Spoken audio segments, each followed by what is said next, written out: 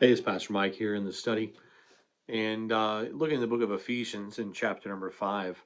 And the Apostle Paul has gone through a chain of things of don't lie but speak the truth, don't steal but be generous. He's gone through these contrasts that a spirit-filled life will bear out. And he's all walking this out in light of the fact that we have been made new creatures in Christ, that we were dead and we have been made alive, that we are adopted into the family. All this is in light of what happened in the first part of Ephesians. And so 4, 5, and 6 are telling us how to live it out. And in Ephesians 5, he lays out for us, I think, what is the antidote for the desires of our heart that are out of control. And Paul talks about covetousness, and he talks about lust and covetousness in the context of sexual sin, but it's not limited to sexual sin.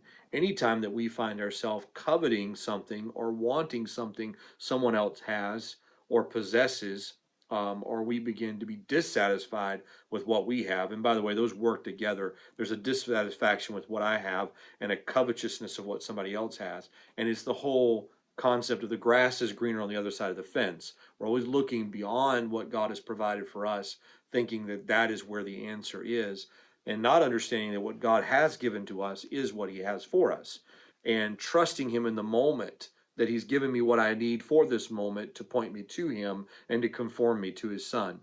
And so Paul looks at this and he says, look, I want you to live in a way that jesting is excluded. You're not making light of sin, that you're not talking foolishly and uncleanness. And he says, but fornication and all uncleanness, this is verse 3 of chapter 5, and all or covetousness, let it not be once named among you as become as saints.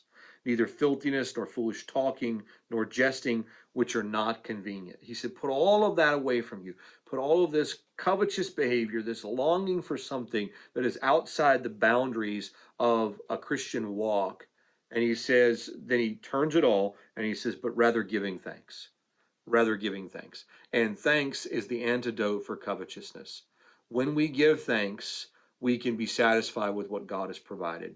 And here's the thing about Thanksgiving. Thanksgiving is not just right thinking, but Thanksgiving is the door to the presence of God.